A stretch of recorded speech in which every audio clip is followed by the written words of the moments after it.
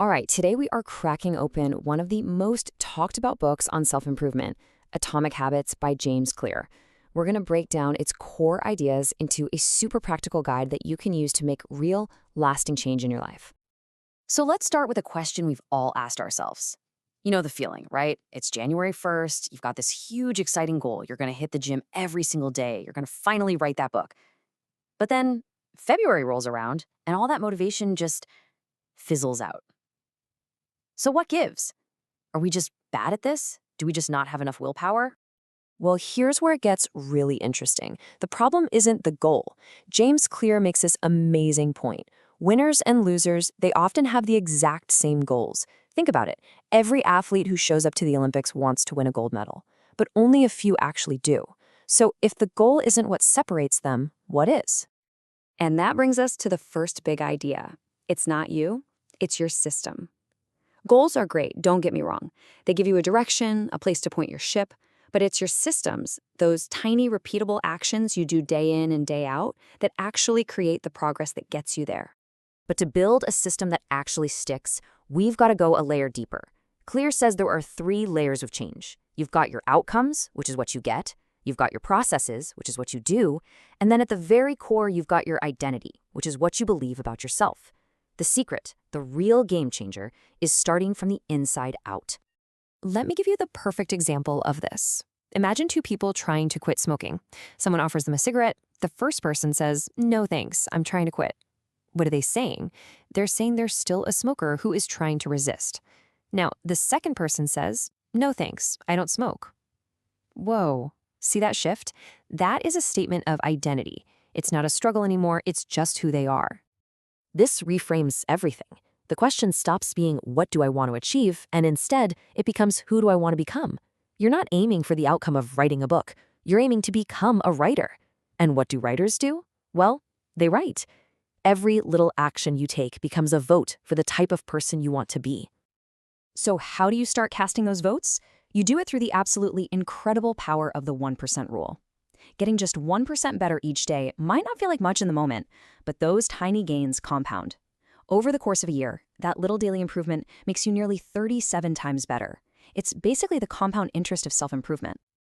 Okay, but how do you actually do that? How do you get 1% better? Well, the easiest way to start is with what Clear calls the 2-minute rule.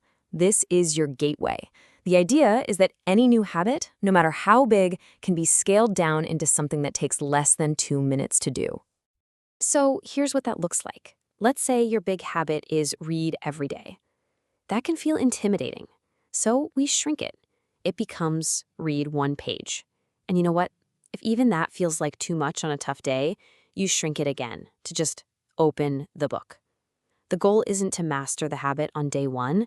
The goal is to master the art of just showing up, because you can't improve a habit that you never start. Okay, so we're focusing on our identity. We're starting small. Now for the practical part. How do we build a system to make it all stick? Well, our brains run on this simple little loop. Cue, craving, response, reward. And we can basically hijack that loop using the 4 laws of behavior change. These 4 laws are a toolkit for building good habits. It's a simple roadmap. We need to make the cues for our habits obvious, make the cravings attractive, make the actions easy, and make the rewards satisfying. So let's just walk through each one. Law number 1, make it obvious. We are visual creatures, right? We're influenced by the things we see around us.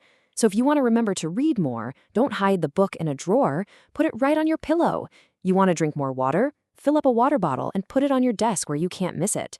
Design your environment for success. And probably the best tactic for making a habit obvious is called habit stacking. You just link your new desired habit to one you already do every day without thinking. The formula couldn't be simpler. After my current habit, I will do my new habit. For example, after I pour my morning cup of coffee, I will meditate for 1 minute. Your coffee is the cue. Simple. Second law, make it attractive. Let's be honest, we're more likely to do something if we're excited about it. And you can actually engineer this with a strategy called temptation bundling. This is where you pair an action you need to do with an action you want to do.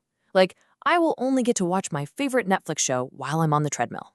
Your brain starts to link that tough habit with the thing you're really looking forward to.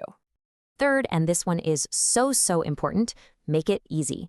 We are all fundamentally wired to follow the path of least resistance. The more steps or friction there are between you and doing something, the less likely you are to do it. So your job is to reduce that friction. If you want to go for a run in the morning, lay out your running clothes, your shoes, everything the night before. Make starting absolutely effortless. And finally, the fourth law, make it satisfying. The human brain needs an immediate reward to lock in a behavior for the future. But the problem with most good habits, like eating healthy or saving money, is that the reward is way down the line. So we have to create a reward right now. And the easiest way is habit tracking. Get a calendar, and every single day you do your habit, you give yourself a big, satisfying X. That little visual proof of progress feels great, and you build a chain that you won't want to break. So you've done it. You've designed the perfect system. It's obvious, attractive, easy, and satisfying. But then, life happens. You get sick, you have a crazy day, and you miss your habit. So what do? Because this is the moment. This is where most people fall off the wagon for good. We fall into what's called the all-or-nothing trap. We think, oh, I missed my workout today, so the whole week is ruined. I'll just start over again next Monday, right? That perfectionist mindset is the absolute enemy of progress. So, to combat this, Clear offers a simple but profound rule. It's not about being perfect. It's about being resilient. And the rule is simply this: never miss twice. This one rule creates such a crucial mindset shift. Missing once, that's an accident. It happens to everyone. But missing a second time in a row, that's not an accident. That's the beginning of a new bad habit. So the goal isn't perfection. The goal is to just get back on track as fast as humanly possible. Okay, so let's just recap the 3 biggest takeaways from all this. Number 1, forget about goals and focus on your identity. Decide who you want to become. Number 2, build a better system using the 4 laws. Make your good habits obvious, attractive, easy, and satisfying. And number 3, ditch the all-or-nothing mindset. Live by the simple rule, never miss twice. At the end of the day, remarkable results come from tiny, consistent actions. The small choices you make today are what define the person you're going to be tomorrow. So I'll just leave you with this question. What's one thing you can do right now in less than 2 minutes to cast a vote for the person you truly want to become? Go do that. Let your atomic habits start today.